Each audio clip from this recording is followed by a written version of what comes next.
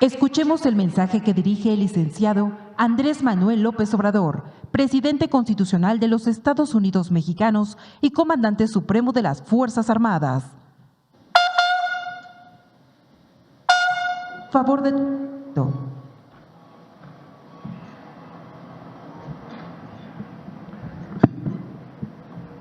Soldados, marinos, jefes de la Armada, del Ejército, integrantes de las Fuerzas Armadas de nuestro país. Me da mucho gusto participar en esta conmemoración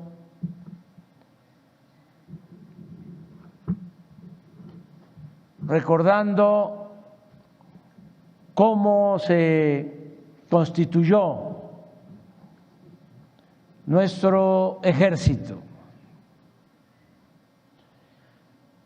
Esta institución que es un pilar del Estado Nacional.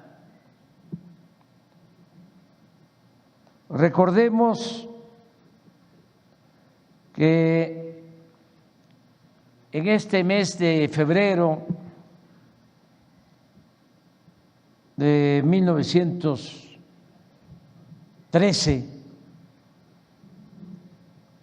se presentaron acontecimientos muy lamentables en la historia de nuestro país, porque en febrero de 1913 comenzó una asonada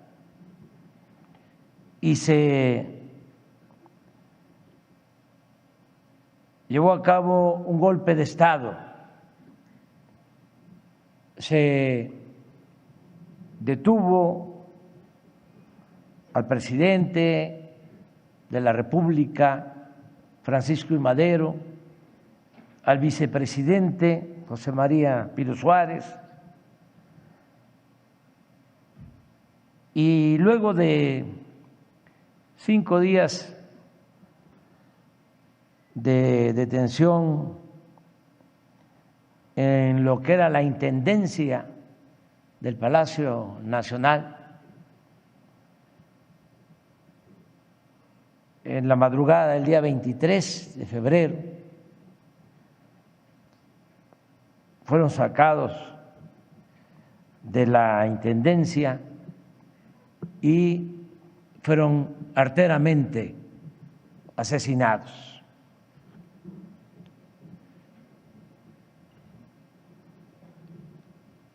Antes de eso,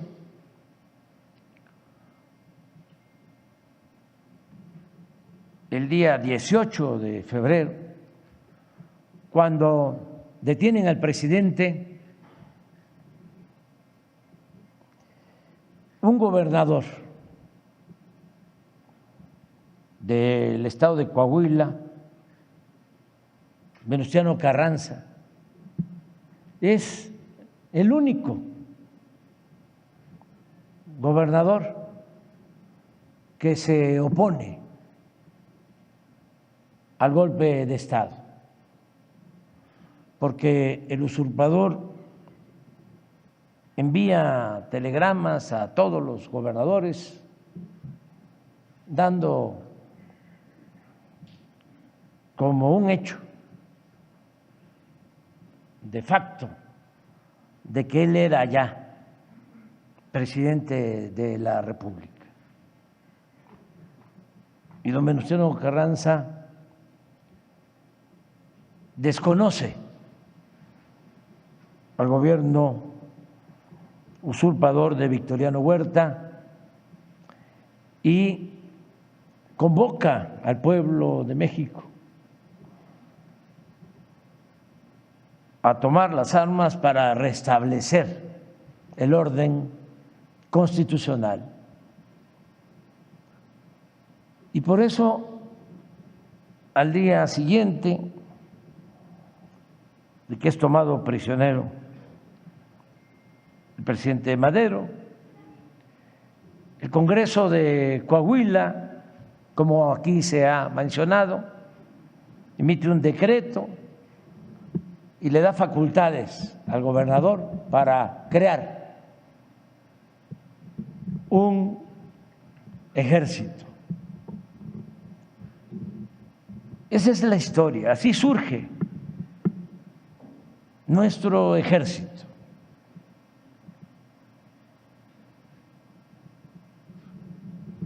Por eso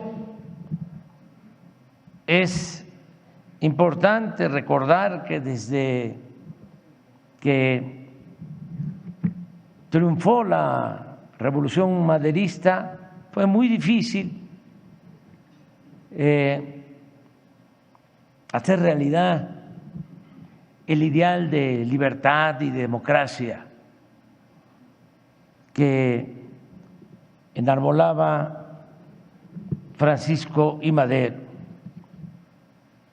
Desde su entrada triunfal a la Ciudad de México el 1 de junio de 1911 hasta su cobarde asesinato en la madrugada del 23 de febrero de 1913, el presidente Madero padeció un angustioso viacrucis, porque triunfó la revolución maderista y fue eficaz, porque no le llevó mucho tiempo. El presidente Madero convoca al pueblo de México a tomar las armas el 20 de noviembre de 1910.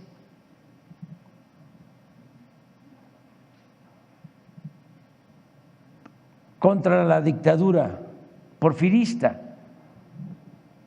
porque se tiene que tener en cuenta que Porfirio Díaz llegó por la fuerza a la presidencia con la bandera de la no reelección en 1876 y se quedó en la presidencia 34 años. Por eso fue la revolución maderista, con el lema de sufragio efectivo, no reelección.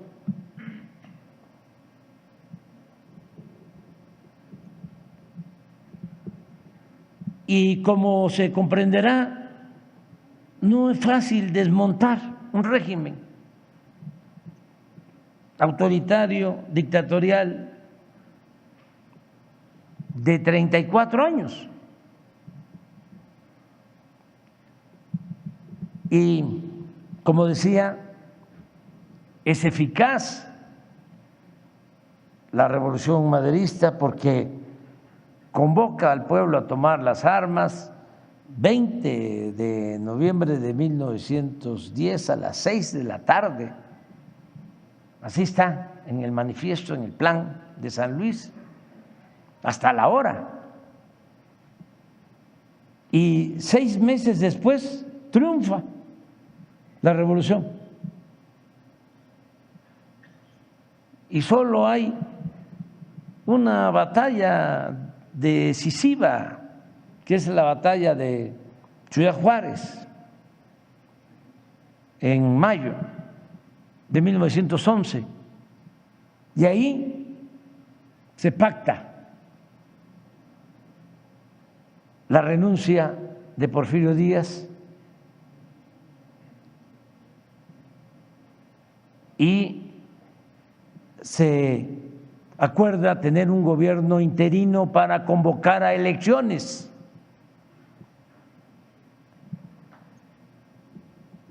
En ese hecho importante en esa batalla de Ciudad Juárez, el presidente Madero ya constituye un gabinete, 1911, un gabinete interino, y ya nombra a Venustiano Carranza desde 1911 como secretario de guerra.